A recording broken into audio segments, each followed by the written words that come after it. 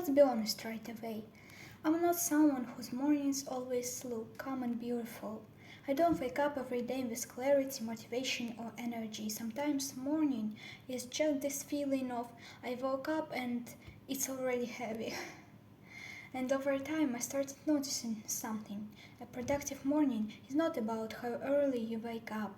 It's not about how many things you manage to do. It's about the state you start the day from. In this video, I don't want to talk about an ideal morning. I want to talk about real keys, the ones that slowly helped me stop losing my mornings and start gathering myself at least a little. My mornings used to be chaotic.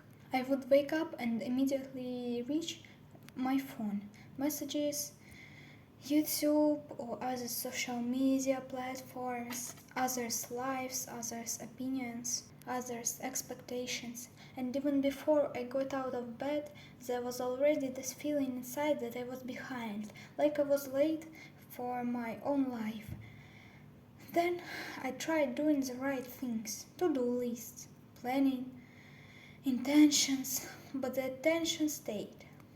It felt like the day was started without me. And at some point I realized something important. The problem wasn't what I was doing in the morning, it was where I was doing it from. The first thing that became clear to me, morning doesn't tolerate pressure. When you wake up and immediately start pushing yourself, hurry up, be productive, don't be lazy, you might technically start early, but the day already begins against you.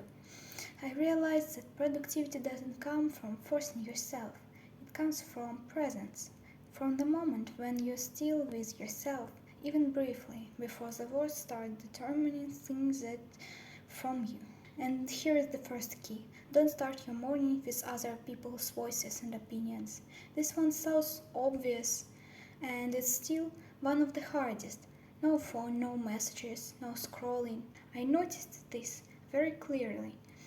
If the first thing I see in the morning is a screen, the day is no longer mine.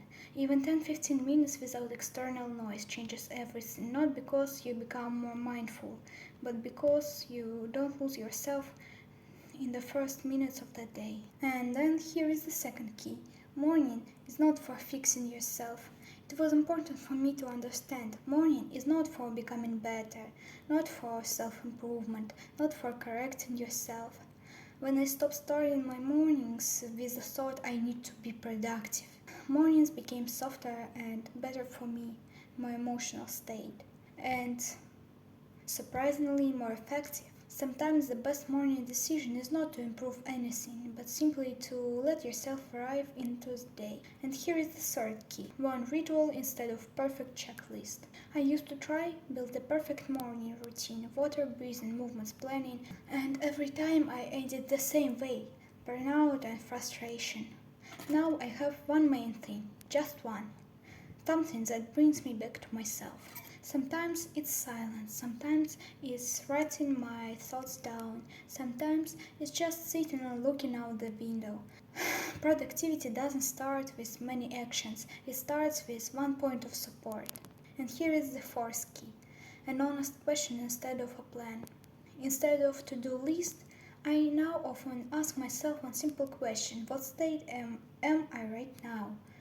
And build my schedule starting from it. Not what should I do, but what's actually happening inside me. Sometimes I don't like the answer, sometimes there is tiredness, sometimes emptiness, but starting the day from the honest answer creates more clarity and steadiness than any perfect written plan every day. If your mornings don't feel productive, maybe you're not just lazy. Maybe you've just been starting your day not from yourself for too long.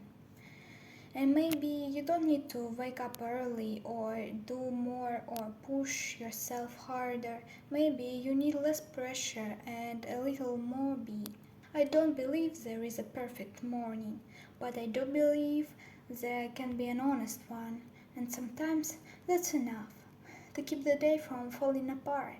If this video resonated with you, you don't have to change anything tomorrow or even today. Sometimes it's enough to stop rushing yourself, and it's so important in a lot of cases. And thank you for watching. Give me a like and subscribe to my channel. And goodbye, Palina Li.